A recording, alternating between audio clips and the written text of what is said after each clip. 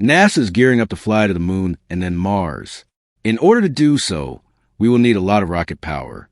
This is why we have developed and continue to build the Space Launch System SLS. The SLS is a huge, powerful rocket capable of launching payloads to the Moon and beyond. It will be stunning to see in person, as it will have an incredible amount of power to push that rocket off of the ground and into low Earth orbit (LEO), then on to the Moon and then back again. Because there is so much to cover, let's go back to the beginning of this journey. The beginning of the journey for SLS booster segments happened in Promontory, Utah at Northrop Grumman's facility, which produced each of the rocket segments from either aluminum or steel. After completing their manufacture, these segments began the next leg of their journey to Kennedy Space Center, KSC, in Florida, 10 days by tractor-trailer to travel across multiple states.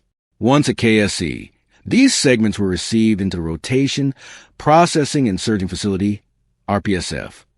If this process sounds similar to shuttle booster process, it is because they have been processed at the same facilities as the shuttle boosters, which all came from Utah. Once processing of the booster segments is complete in the RPSF, they are ready to be sent to the VAB, where they are mated with motor segments. After completion of the mated segments in the VAB, they will be taken out to the mobile launcher. For this vehicle, pieces come from all over the country and are made into a complete vehicle in the Vehicle Assembly Building VAB. The Space Launch System SLS rocket will produce more thrust than the Space Shuttle or the Saturn V rocket when it launches. It will generate 8.8 million lbs forces of thrust required to overcome Earth's gravity.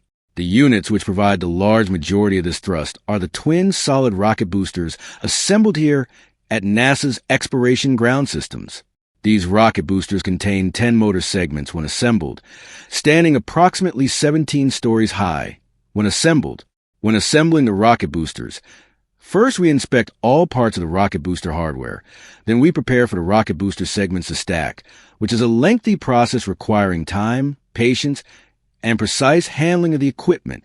After everything is done in the High Bay 4, we will pick up one of the booster segments using a 325-foot crane and will lift up over a 16-floor crossover and will start to stack the rocket booster segments. This process will be repeated for each of the rocket booster segments as they are lifted up over the 16-floor crossover and then placed down on the rocket booster segment below them. Put on top of the segment below, we utilize approximately 177 pins to secure each piece of the system. For the teams performing this type of operation, the pressure to carry it out without mistakes could test their nerves. There is a lot of responsibility that is associated with processing flight, hardware, and completing a task like this. While at times nerve-wracking, it is also very rewarding. There is no tolerance for risk in a program like this. We are very fortunate to have so many shuttle guys available to assist us along the way. Should we encounter any roadblocks, there are people available to help guide us through them. Initially, during the stacking process, there was a lot of nerves. As we continued through each stack, the nerves reduced accordingly, and by the time we reached the third or fourth stack, it was much easier to complete this operation. The nerves have gone, and we are just excited to be done. At this point, all 10 booster segments have been stacked to the mobile launcher, and now there is just one last item required to complete the required power for launch of SLS to space. NASA's Pegasus barge has taken 900 miles to transport the largest rocket in NASA's history, the SLS core engine, to the Kennedy Space Center. Stands 212 foot tall and weighs over 188,000 pounds. The SLS core has finally arrived after leaving Stennis Space Center in Mississippi. It's been a long time coming for this last large piece of equipment to arrive for the Artemis I mission. We're now looking to get the next stages of our stacking operations underway. The core engine has been through numerous rounds of rigorous testing, the Green Run series being one of those tests. It consisted of 8 separate tests to evaluate the systems individually, then culminated in one final power test. The final test determined that over 700,000 gallons of propellant would flow and the engines would fire for 8 minutes. The entire team had strong emotions that day. Majority cried, some laughed, and many cheered. Witnessing the culmination of 2 years of work was extremely emotional. The hurdle of having gone through so many challenges, as well as being able to prove that we put NASA through hard and tough testing, also adds up to how much effort and work went into building the Orion spacecraft. It was really amazing to see what a success we achieved when we first performed a 1-minute hot fire test. The knowledge we gained from that test about the vehicle allowed us to make some minor modifications to the stage before doing our second one. Getting through that second test successfully was an extremely uplifting experience for everyone. Those feelings were amplified when we were performing the 500-second hot fire test. The core stage had been moved into the VAB after arrived at Kennedy Space Center and placed in between the twin solid rocket boosters by being lifted by a 200-ton crane. The core stage acts as the main structural element of the stack and will give Orion more than 2 million pounds of thrust to take off from Earth and make its way to the moon. Overall, it's incredible to have 2 cranes, one on each side in the VAB, working together to lift and assemble 2 solid rocket booster SRB segments with the core stage above them. After that, we proceed with lifting the 2 points from the end of the core stage. There are 2 points along the length of the core stage extending from the very top of the vehicle assembly building down to bottom of High Bay 3, which we use to make the transition from horizontal to vertical position for lifting the 2 points quickly and easily. NASA's largest rocket stage has now been fully integrated with its twin boosters and is ready to launch Orion into orbit around the Earth. However, in order for Orion to travel beyond lunar orbit, it requires an additional diesel engine and approximately 20,000 pounds of thrust from an interim cryogenic propulsion stage, ICPS, to achieve approximately 20,000 pounds thrust, the amount of thrust needed. The next operation to attach the ICPS to the overall rocket stack consisted of installing the launch vehicle stage adapter to the core stage, followed by the installation of the ICPS on top of the core stage. 757. The interim cryogenic propulsion stage, or ICPS, serves as a propulsion unit to the Orion spacecraft, capsule, and service modules on their journey to the lunar surface.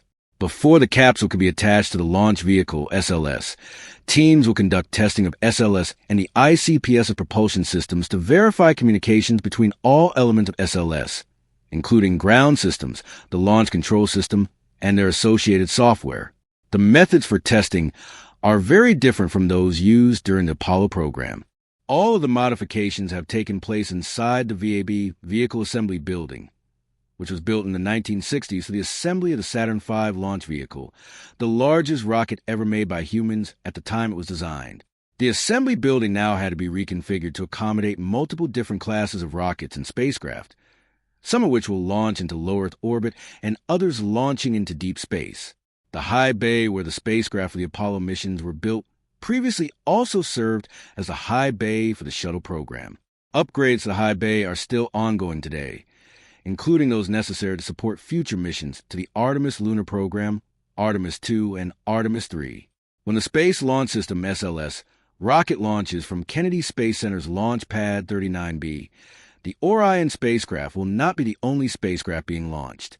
Orion is also carrying small shoebox-sized satellites called CubeSats that were placed into the Orion stage adapter at the Kennedy Space Center Space Station Processing Facility, SSBF, while the high bay was still being constructed.